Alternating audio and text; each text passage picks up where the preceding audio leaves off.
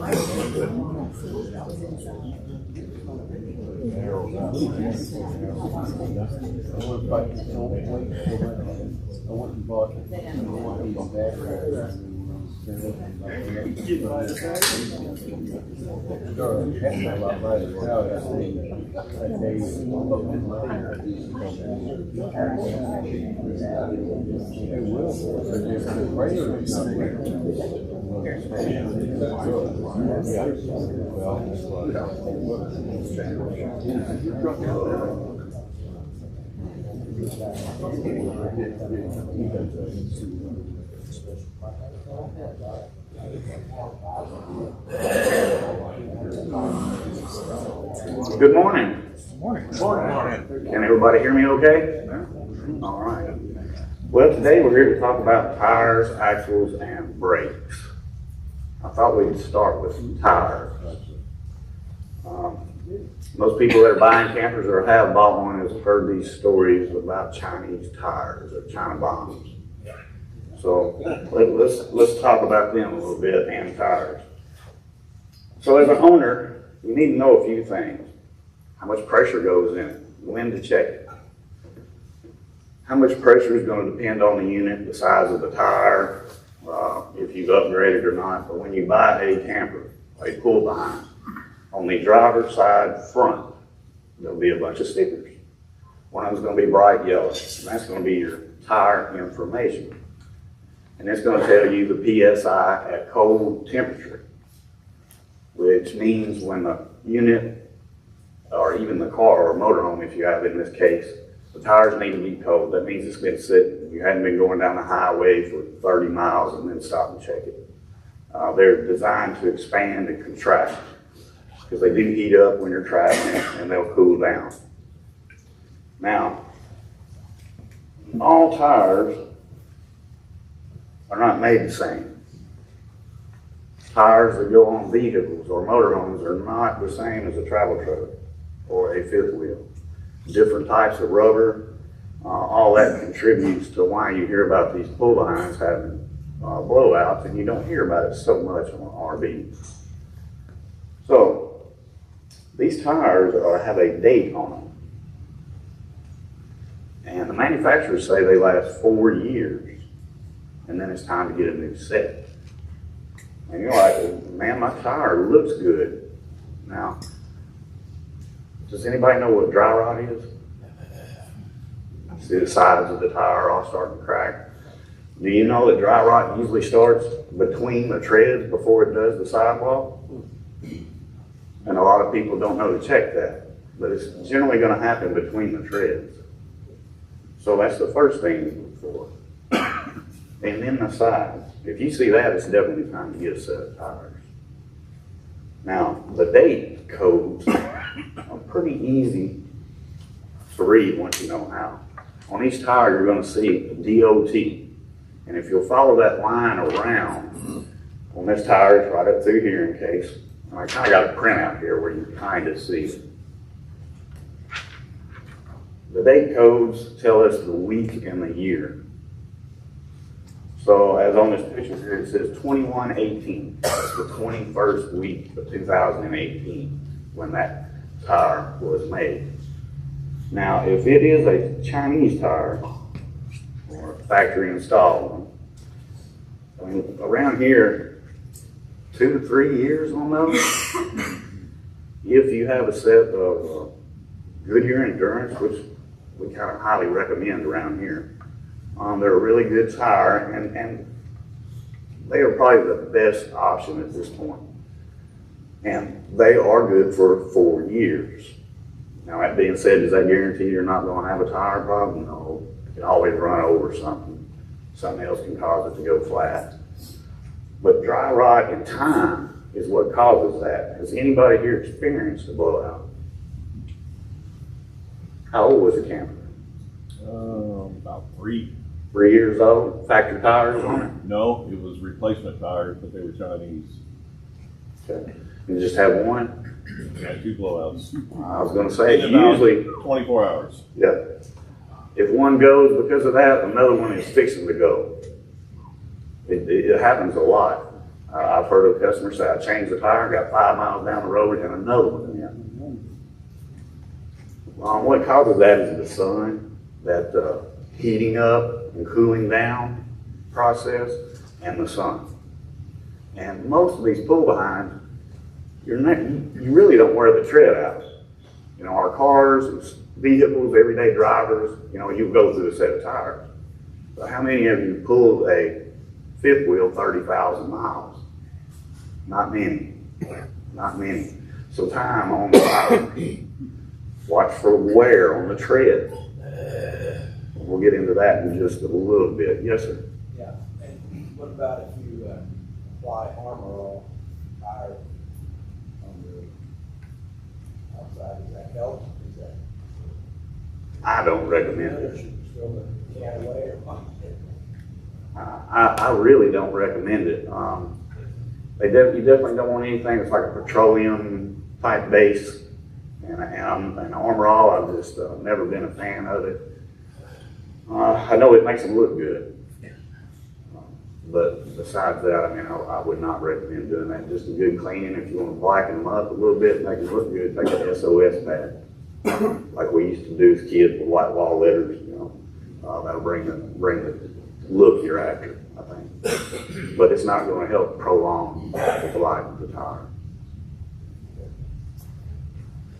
Any questions on that? All right, tread wear. You need to watch that too. So on a tire, you're just doing visual inspections. And the main thing you're going to do is check the pressure. I'd recommend if you're stopping at night and heading out again in the mornings when it's cold, check it before you head out. Especially if you've done an 8-hour run and then come into a campground and set up for the night and go pull out again. Another thing that can help you with that and relieve you a lot is what's called tire minders. They monitor the pressure in the tires, and you got a visual inside the tow wheel. These have been pretty helpful. We've had some customers come in and say, well, my left back started heating up real bad. So it kind of gives you a warning something's going on back there. I have heard that several times. Besides that, check it cold, make sure it's the right setting. Always go by what's on the camper. Yes, sir. Will the temperature from the tire pressure monitoring system, will that temperature give you an indication that your bearings might be going up? Yes, sir. Yes, sir. So can tire wear. Something's going on with the axle or the bearing. Any questions on that? Okay, tire minders. I think this one's the one we sell a lot of. There's several different brands out there. It can relieve a lot of stress if it worries you pulling. And like I say, it can give you a heads up if something's going on, you know, to pull over and see what's causing it. Any questions on the tires? What, like I got the monitor on my fifth wheel, and sometimes in the summer they'll get up like 150 some odd degrees. What's the limit on that? That would depend on the tire and the ply. You can look up the manufacturer, and I think it might give you some information. Okay. But that goes back to why you always set the pressure at cold. Okay. Because if you pulled over and it's 150, you're like, wow, I need to let this out. And you let it down to what it's calling for, 80 or whatever on the fifth wheel. You let it down to 80, and then all of a sudden, the next morning you get ready to roll out, and you got a way low tire. Right. Okay. Eric, you said about on the tires, check your little nameplate data. Now, the Goodyear Endurance, they recommend running those at 80 PSI. It depends on the size. Okay, my Goodyear Endurance recommend 80 PSI, but my nameplate data says 70 PSI. So, If you upgraded, and which you did, go by the tire. okay, And if you're going to upgrade tires, talk with your service department what you're after and how you travel, so they can look up and get the right upgrades for you. Yes, sir. Always run the pressure, code pressure, as the tire recommends. As the unit recommends, if it's the right size and all on the data plate. If it's a new camper, it's gonna be. If you bought a used camper and you're rebuilding it or remodeling it, you're gonna have to do a little research. So if you put a new set of tires on it, still run off of what the unit says to run on it. Well, if you upgraded to a 5-ply or something from the little old China bomb, it's gonna be different. Right. And that's where your tire person or who you deal with tires comes in to get you the right tire. Same way with vehicles. Most of us like, oh, I just want some bigger tires. And they go get them, and the vehicle's all out of whack, which, doesn't drive right anymore. Right. Same theory. Now, motorhomes are a little different. Their tag is usually in the driver's door. If you have a driver's door, if not, it's gonna be on the wall somewhere, up above or to the side or something. And what's odd about those is it's gonna tell you probably a different cold temperature for the same tires. The front's gonna be different than the back. So on motorhomes, definitely go by the tag. Yes, sir. Speed rating on tires, I know our fifth or speed rating is 75 miles an hour. Mhm. So You let it roll. I don't know if you see it anyway, that's what I'm saying. Like there's a speed rating on tires. Yes, sir. There it is. And, If I get passed through an 85 over. yeah, no. Summer, very hot, weekend or whatever, you put your tire pressure on 80 volts. I was putting mine like 70 because I figured when it gets rolling, it's not expand. Is that a good idea, or should I keep it on? I would follow the manufacturer's specs on that. Keep it on 80 and, As long as it's set at cold temperature, yes, sir. You know, under pressure, the tire's gonna wear out on the outside edges. It's gonna cause it to heat up a lot more. And the overinflation causes the middle to wear out more. Yeah. So basic question, how do you know where your tires were made? The brand, You're talking about Chinese tires. So how do you know the origin of the tires? well, Goodyears are made in America. Okay. So it's The other different, the brands. And you can just Google or look up the brands, because, there's thousands of brands out there. Motorhomes, I like the Michelin. My favorite, yes, sir. Back to motorhome. Why does tire pressure Probably got dualies on the back and the suspension. And the front, you just got one set.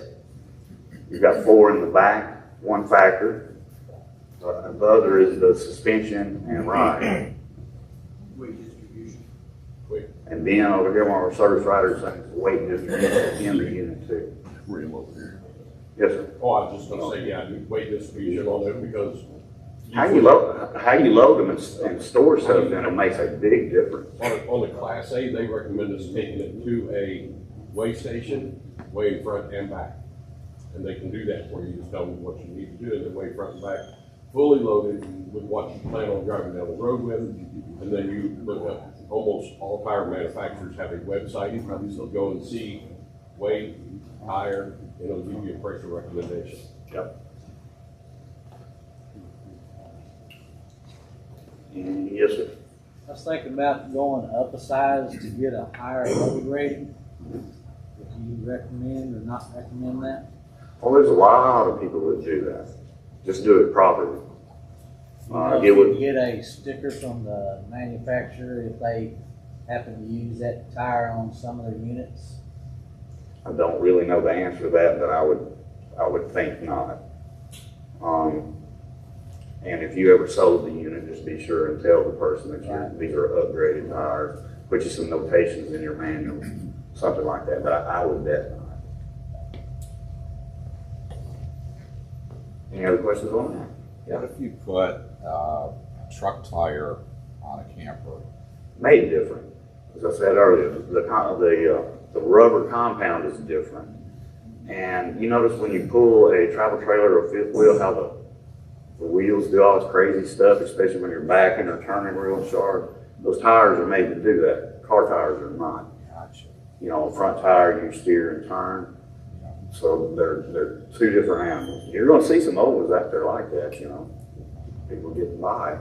But it's not a wise thing to do, especially if you're gonna pull somewhere over a few miles. Gotcha. Thanks. Any other questions on tires? Yes, ma'am. I heard the word weight distribution. So like, if you're loading a camper, let's say you're gonna put your cooler in, is there a better place to put it inside? As far as the weight distribution goes for the wheels? Like, I was told to put it over the axle, but That's always best with any trailer. But what you want to do is create a balance. So if you've got the rear of the camper loaded heavy, or like a lot of people do on the travel trailers with the compartment that goes all the way through the nose, they'll have those overloaded with 800 to 1,000 pounds worth of gear. That puts more stress on your hitch, and plus the unit's going to end up riding at an angle. You may not see it, but the pressure's going on the front tires a whole lot more than the rear. And that's also why we want the campers level when we're pulling them. So you'll see somebody going down the road, nose high or nose down, they get squirrely and can stress the axles too. But you want to create a balance. And at the same time, I know they're saying, oh, don't store nothing in the slide room while it's in. And that's true too. But it's just creating a balance. because I know most campers have the compartment up front, so that's the way it is. So you can keep the cooler in the middle or towards the back, so you know. Yeah, especially if you got the front end loaded down. And like I say, travel trailers with that compartment, everybody throws their tools, their hitches, and I mean, our technicians, you can ask them, a lot of times they'll pull out, oh gosh, amazing amounts just to get in there and do some work. But, yes, sir. Question on the China bomb. Uh-huh. That's what I've got on my camper, a couple years old. The tires are wearing tucked in the middle. I've got the proper air pressure, my manufacturer, and slide. You guys can put more air in it, placement or what? How would you say they were? 2 years. If it was me and I was in a situation, I'd get me a new set. And they're all the same, all 4 tires. You look at this side, it goes high, tucks in, and high. Like an underinflated tire. Like an underinflated tire? Yeah, but I'm 165 pounds cold. And that's what it calls a motor tire. If they're China, it's the Chinese or the Yeah, that's right on. yeah, I would just get new tires if they're wearing that way, and all of them are wearing that way. Well, I can bump it up to 5 pounds, try to get a little light out of it, probably shoot myself, but I do. Well, you don't want to have a blowout. I mean, that can cause so much damage. Well, under inflation is more likely to blow out than overflow. Correct. If they're Chinese, I can tell you our parts department and our service department here both would, if you're in a position to get a set of tires, is what I do for it. I don't think if you're running everything properly, you might call the manufacturer, especially if it doesn't have many miles on it. I went to you guys and called Postman, and they'll send pictures, they said they can't see them all the time. Well, There you go. come see me after the. Okay. Well, Yes, sir. Hey, you mentioned real quick while ago, not to store stuff on your slide. I noticed my wife always sitting off her drinks behind the couch and on the couch. I think about that a lot when I'm moving that thing in and out, because that puts a lot more stress on it. Yeah, the style of slide room can make a difference. Yeah. Most slide rooms have the big bars underneath. Mine's got two. Got the cables. So when it comes in, you see how it lifts off the floor just a little bit? Well, at that point in time, that whole slide room forward is doing this when you go down the road. And if you've got 500 pounds on top of that, it's eventually going to pull the floor loose from the sides of the wall. When it's in. When it's all the way in, yeah, the floor will fall down and the room will still come in. And I try not to even walk on them, especially the ones I was talking about with the bars underneath, because they come off the floor pretty high. I was lying when you step on it, you know, Oh yeah, especially the regular or more traditional slides, they rise up about like that, and you can just mow the whole room. Well, one of them tables were loose 3 or 4 years ago. Like I said, It was kind of expensive. to get repaired, yes, sir. That's not an easy repair. No, it takes slide out. Yeah. Pretty much, I take slide out now. Like I said, though, she still puts some stuff back in. What are you gonna do? Everybody does. They put the dinette in a slide with those 2 big bins, and what's the first thing you're gonna do? Ooh, I got storage. You know. But I'm thinking about all that money I spent. That could have costly, didn't it? Well, you gotta keep it happy. A little damage there once in a while. How many of you ever bought a travel trailer or fifth wheel and it had this little tool in it? You know what that's for? It ain't for changing a tire. Slides, tongue jacks, things like that. So they don't come with a way to change a tire. Get you something to change a tire with. Because if you do have a flat, you don't want to be on the side of the road. You know, like, dang, you got a jack, I don't have the tool to take it off with. This one is kind of a little easy one you can put in the camper. It doesn't take up much space. It's got both sides sockets. And why you say that I need 2 sockets? Ain't all my lug nuts the same? But no. Spare tire is usually bigger. But no, on the spare tire, I have no idea. That's crazy. They have something to do with DOT or how they're mounted. I mean, I don't really know the answer, but Making some more tools. anyway, a way to change the tire. Be sure you got that. So you need a jack and a lug nut. All right. Now changing the tire is pretty easy, you would think. You jack up on the frame, not on the axle. And lug nuts have these little shapes to them. There's a cone on one side, flat on the other. The cone goes toward the camper. If you don't do that, you end up with this. So that customer put these lug nuts on backwards. If you'll notice on your rims, where the lug nut goes, it's dished in to accept that and center it and keep the wheel centered. This side it's not, and it allows it to move while you're pulling. How it made it this far, I don't know. That's as bad as I've ever done. I've seen them blow it out a bunch, because this happens more than you think. Especially if you're in a hurry, you're stressed out on the side of the road, trying to get your tires into too. Be sure you turn that cone the right way. It just leads to a further disappointment.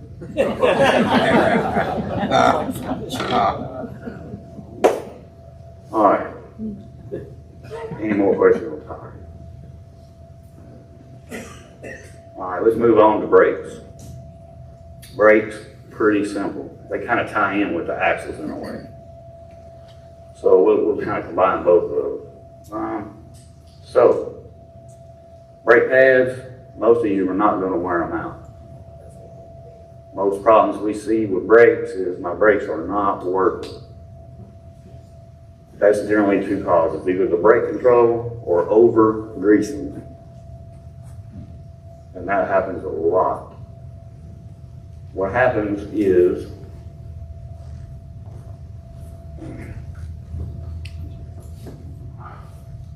everybody has these little fittings, bearing buddies.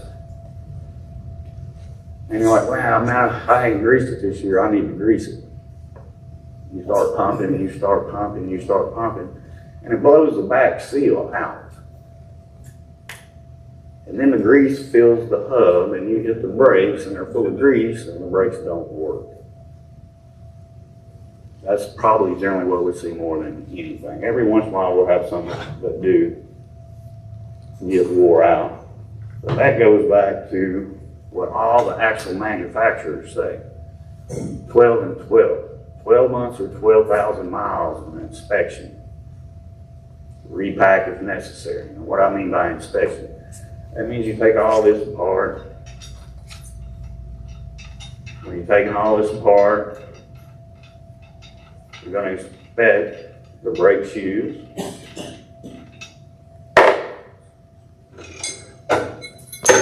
And drop the bearings. All right, that's this guy right back here. That's what keeps the hub from filling up with grease. And as you're pumping the grease, it can push this out. Then the grease fills this whole area here. So 12 and 12, 12,000 miles or 12 months is what the actual manufacturers recommend. Thanks, sir. And the Bearing Buddy guys tell you to hook up and jack up the camper and spin the tire and pump the old grease out till you see the new grease exit around here. Now, because of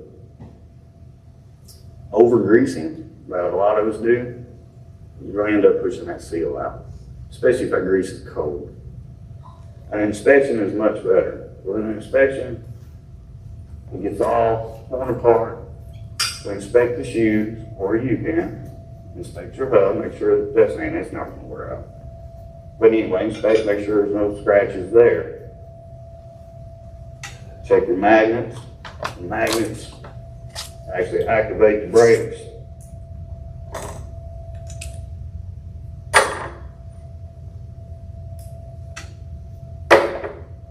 That gets grease on it, will cause that too. So 12,000 miles or 12 months on the axle. Now say, well, I'm going on a trip and I'm going to be pulling 7,000, 8,000 miles. You're still not at 12,000 miles. You know, and if you do experience, if you're going on a trip that's going to carry you that far before you get back home, you know, maybe just a shot in those bearings until you get home. And like I say, they say to pump and spin. The results we've seen of that doesn't really work well at all. It's actually designed for boat trailers, which is what this was, to purge the water out. And when you do a repack or have a repack done, and if it's done regularly, all this doesn't have to be replaced. They just have to be cleaned, repacked, and put back in place. I can't tell you how important that part of it is. Tire wear might tell you if something's going on with the axle. You know, if you have an issue with an axle, you're down 6 weeks because they don't store extra axles. They're made per unit, per order. And it has to be put on order. It takes about 6 weeks to get. You can damage those by running over curves and bend them. And then you got a tire that's wearing completely on the inside. Pulling through ditches, putting it in a bind, you can be surprised. So anytime you had to do that, or you mistakenly hit a curve and went over a curve, check things. The gas stations down the road here have a big curve. We made a little bit of money off that curve. I've seen it bend the tires plumb sideways. One couple, it was a bad deal. That's what happened with them. And they were headed to Washington State. Remember, she had a bunch of plants in there. We had to take care of the plants. Waiting on the axle for 6 weeks, then they had to send somebody back to get their camper and get it back home. So just a little, man, if it's something you're scared to do, call a dealership, have it done, have them inspected. They'll call you if there's an issue. It doesn't cost that much money, and if you're handy yourself, it's pretty easy to do. Pretty easy, listen. You said on the bearing, you recommend 12 and 12. 12,000 miles. Well, the reason I'm asking is, back in the late 70s or late 80s, I was a mechanic for a dealership. The cars had, bearings like that in the front axle, One time you, checked them or repacked them was when you put brakes on. Why is it, on the trailer, they recommended 12 They operate differently, just like the tires are made differently. The stress is on it, and debris, and unfortunately things like that can get in there. And what happens is one bearing or two bearings start locking up and failing, and then starts the scarring, and then it continues from there. Any questions on that? So axles, like I said, all of them are 12 and 12, and you say, well, I only pull mine 50 miles in the spring and 50 miles to bring it back home. It goes to one spot for the whole year, in other words.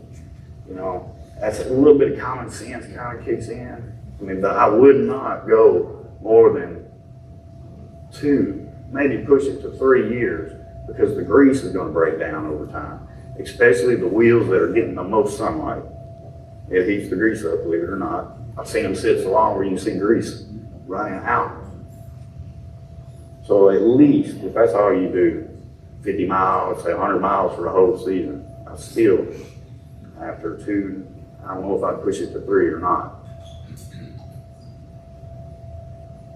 Axles, easy enough. Watch your tire wear, 12 and 12, and some of you say, I may have a never lubed axle made by Dexter. They still recommend an inspection, 12 and 12, but you don't lube them because they're sealed bearings. Yes, sir. Yeah. Tighten that outside nut too tight, so it's a recommendation to tighten it down, back it off. Snug it down and back it off about a quarter turn. See them flare because tighten it down tight.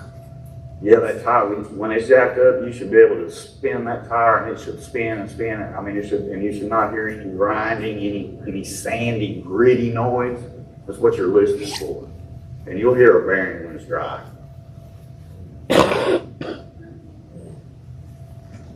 Any other questions on that? Yes, sir.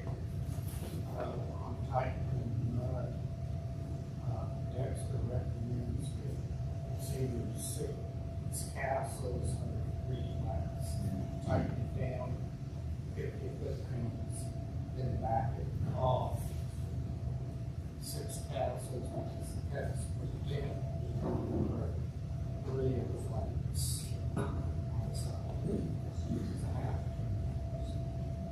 James is saying it's a half a turn on the Dexter. So you got me on that one. Like Dexter. By Dexter. There's usually only Lippert and Dexter. There may be something crazy out there I don't know about, but that's what the 2 brands. Any others? Usually you say the inspection should be done 12,000 miles. Or 12 months. 12 months. Is that part of the with the evaluation? If we have the service here, or it's something different, additional to the organization? It's additional. Additional? Yes, sir. So we just tell the service department we need the inspection of the brakes. Correct. Repack of the, check the bearings and axle. And they'll check your bearings and clean everything, inspect everything. Usually if it's something, well, they'll call you and say, hey, we found this bad and this bad, and it's gonna cost this much. If not the inspection, I believe it's a set price. How much is it, Ben? Double axle, 300. 300 for a double axle inspection. Yes, sir. And what kind of grease do you guys put in them? I like that Lucas brand. Red and tacky? Yeah, it's good for the MORryde deals and stuff. It's a good grease. Any other questions?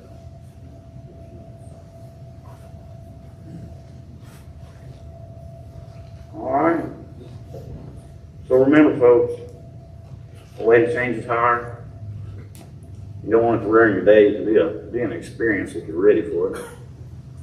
If not, it can be a pain. But just a little looking, and that's all it requires. A little looking.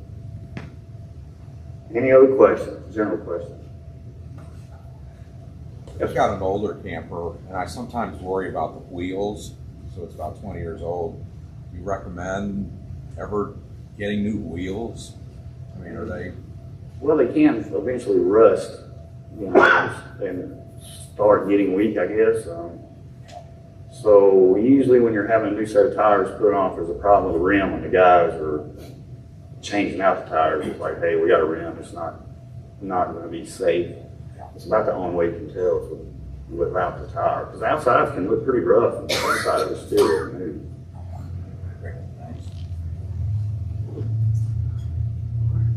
Well, that's easy enough. Any other questions? Well, I want to thank everybody for coming. Thanks. If you have any questions coming up this evening, and that's pretty simple. Just a little bit of time, and once a year, have somebody check the axle. Save you a lot of headaches, And if it's something you want to DIY and get further into, you can come holler at me and see me. And of course, you know, there is a bunch of YouTube videos. Be careful who you, Alignment on axle. How do you align it? You would probably need to carry that to a facility, to be honest. Okay. You have to lay out measurements on the floor, literally lay out measurements and diagrams, and start mounting. So if I brought a Alliance 32 RLS, how do you align the axle? Is there alignment? Such thing as an alignment? I don't know the unit. There is on like MORRIDE add-ons and some of the Montanas and stuff. I mean, they have to be set when the factory builds them. They've got a section there where they do that when they're putting it together. But there is some that do require readjusting after you load it, in the fifth wheels especially. Yeah, but not always. And brands make a difference. Yeah, I don't see any alignment to it. So probably not. It's going to depend on when we get through here. If you look underneath this one, you'll see one that's adjustable. Right. Thank you. Yes, ma'am. You didn't mention lease rent, but I see a lot of that on the Facebook page when I hear people talk about, oh, we gotta replace those, and I don't see in their pictures what I'm supposed to be looking for. Like, I still see a bin, so is that all I need to look for? It's being the same on the other side. Should be fine. They'll start getting weak, especially if you've got one side overloaded than the other, and one side's taking all the weight. You'll start seeing over time that one start to fail before this one. But you're just looking for a proper curvature, and they should match. Now, if they've both gone down and they look straight or like this, they're gone. I mean, they don't look like this. Well, they shouldn't look that. Yeah, no, they shouldn't look that high. What do you have? Wolf buck. Yeah, no. And if you're concerned, you can look around the dealership. I'm sure there's some here. But I think you'd be fine.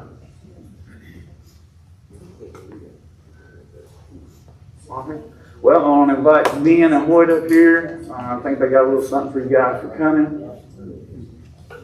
And again, if y'all got any other questions, come see. All right, we're going to draw 3 names here. I got 3 gifts.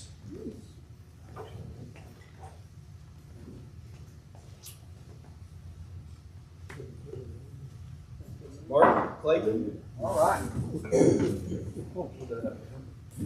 You want box 3?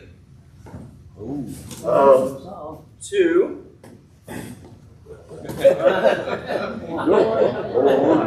4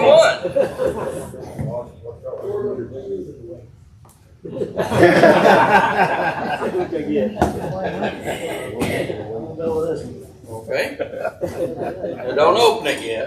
Okay.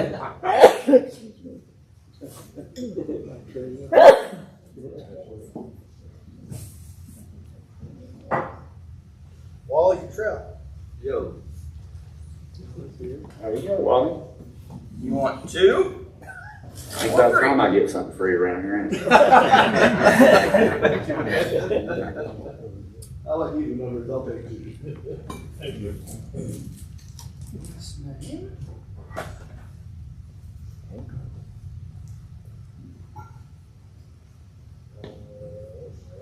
John Wolf. John Wolf. Take number 3, John. Okay, I'll take 3.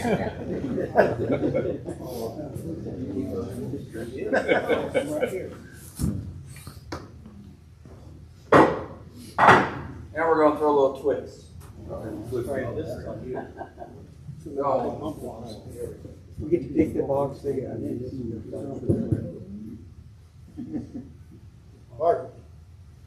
Mark, are you happy with your box? Yes.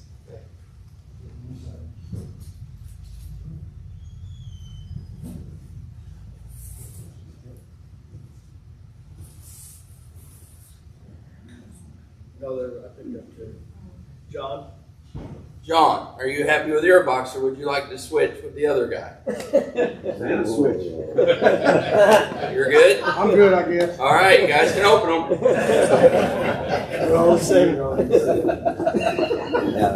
Thanks again for coming, everybody. Next time, electrical. Next